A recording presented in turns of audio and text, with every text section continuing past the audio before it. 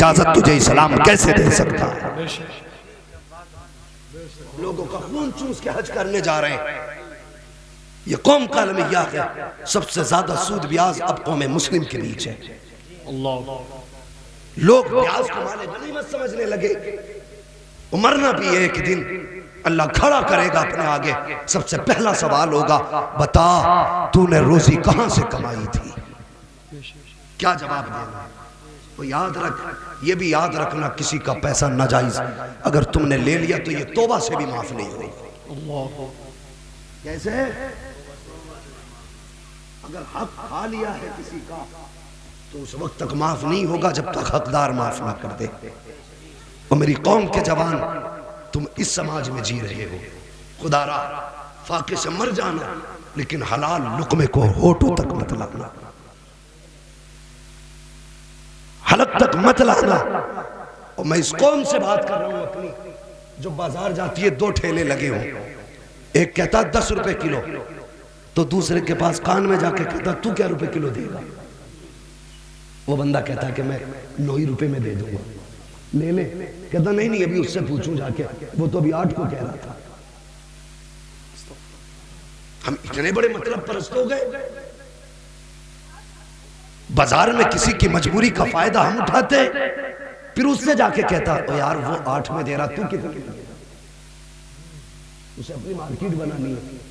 गरीब कभी कभी असले कीमत से भी कम में दे देता है। वो यार सोच तो सही, अगर तू किसी से सौदा खरीदने आया है तो ये भी सोच, इसके भी घर में बच्चे बैठे हुए हैं, इसके भी कमाई का इंतजार बच्चे कर रहे हैं। जब ये शाम को जाएगा इसके भी बच्चे दौड़ के आएंगे, कहेंगे अब्बा कमा के क्या लाए हो? वो यार अगर तेरी वजह से इस गरीब की 11 की चीज 9 में बिक गई तो बता ये बच्चों का सामना कैसे करेगा? अगर तेरी वजह से एक गरीब घाटा खा गया तो बता फिर ये बच्चों को जवाब क्या देगा? और तुम्हें खुदा का वास्ता किसी को मजबूर करके सौदा ना खरीदा करो। अगर तुम्हें पता है कि चीज घटिया है, आदमी गरीब है, और यार 1 नंबर का आदमी ना बन, कम से कम गरीब के लिए उस घटिया को ज्यादा में खरीद ले। खुदा की कसम, तुझे क्या पता है इधर गरीब का दस्तरखान आबाद होगा, उधर अल्लाह तेरी मरने के बाद कब्र को रोशन फरमा देगा।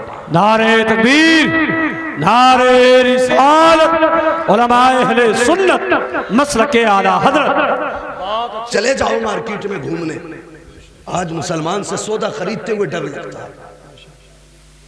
हाँ, मुसलमान से सौदा खरीदते हुए डर लगता। क्यों? इसलिए कि सोचता एक ही ग्राहक से दिन भर की मजदूरी निकालना,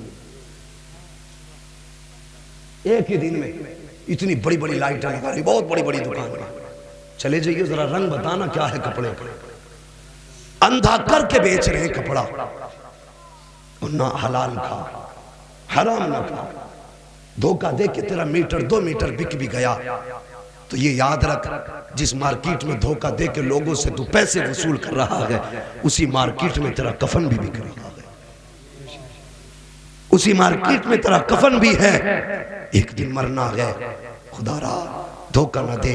और बाहर लिख देते हैं खरीदा हुआ माल वापस नहीं होगा। क्यों? घर जाके कपड़े की असलियत पता चल जाएगी, इसलिए नहीं है वापस नहीं होगा।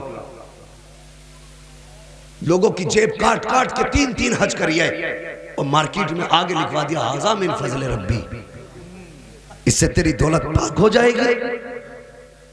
लोगों की जेबें काटने के बाद क्या तुम अमीर हो जाओगे? वक्त का इमाम हजरत इमाम आजम अबू हनीफा, अगर आज मौलवी कारोबार कर लेना तो इमामत नहीं कर सकता। फिर वो हमारी कौम उसे ताने देती है, ये तेरा काम नहीं। सुन, हमारे बुजुर्गों ने बिजनेस किया। हजरत इमाम आजम अबू हनीफा कपड़े की दुकान थी। एक दिन शाम से पहले पहले दुकान बंद करके चले। किसी ने कहा हजरत इतनी जल्दी दुकान बंद कर दी? फरमाने लगे हाँ। कहा क्यों? कहने लगे आज बादल आ गया है, दुकान में रोशनी का इंतजाम नहीं, मुझे डर है कहीं कोई मुस्तफ़ा का कलमा पढ़ने वाला मेरी दुकान में आए और अंधेरे में कपड़े को पहचान ना पाए, और उसको गलत समझ करके, घटिया को अच्छा समझ के अगर उसने खरीद लिया तो कहते मैं कयामत में अपने रब को कौन सा चेहरा दिखाऊंगा। और कभी ये सोच के दुकान बंद की। लॉकडाउन लगा था, तंबाकू खाने वालों से पूछो, जो पुड़िया 5 की मिलती थी लोगों ने 50 की बेची। इतना फायदा हमने मजबूरी का उठाया।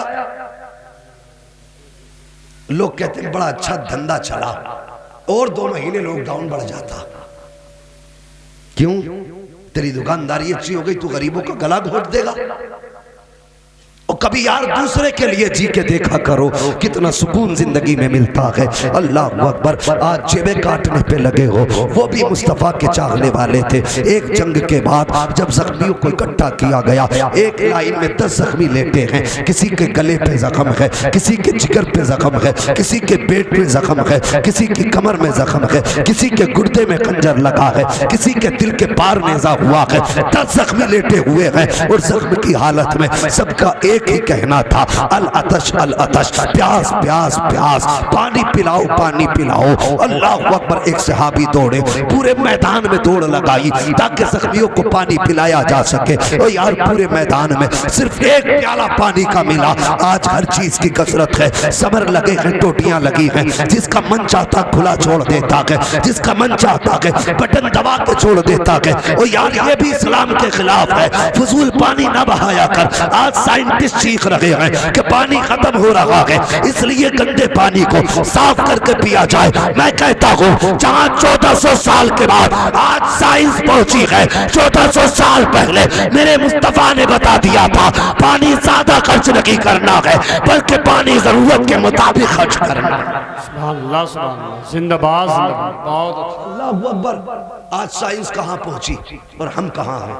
सोचिए, हम अपने हुजूर के फरमान भूल गए। तो पानी जरूरत के मुताबिक खर्च करो। लोग जाते कोई काम नहीं, मस्जिद की टोंटी खोली, पैर भी बोलने लगे, क्या हुआ? गर्मी लग रही। क्यों? ये बाप की संपत्ति है, जिसका मन चाहेगा टोंटी खोल के बैठ जाएगा। जिसके घर में इन्वर्टर नहीं, मस्जिद के पंखे चला के लेट जाता। ओ भाई ये भी पूछिए जायज है कि नहीं? ये पंखे में जो लेटा है इसका हिसाब देना है। मस्जिद अल्लाह का घर है, इबादत के लिए है। इतना सख्त मसला है, अगर किसी ने मुसल्ला जो मस्जिदों में पड़े रहते हैं इस नियत से दिया कि इस पे इमाम नमाज पढ़ाए, तो गैर इमाम को इजाजत नहीं वो उसे बिछा सके। ये शरीयत है और ये दीन है। तो समझो दीन को। लंगर तो पूरी उम्र खाना है गोश्त का, हम भी खाएंगे, हमारी नस्लें भी खाएंगी, लेकिन पहले कुछ दिल में मुस्तफा का दीन उतारो। सुभान अल्लाह। मैंने क्या कहा था? हम गैरों के लिए तो क्या अपनों के लिए नहीं जी सकते। वो मुस्तफ़ा के चाहने वाले पूरे मैदान में एक प्याला पानी का मिला, एक प्याला मिला हुजूर, एक प्याला मिला है। कहा जल्दी करो, जो जख्मी लेटे हैं उनको पिला दो।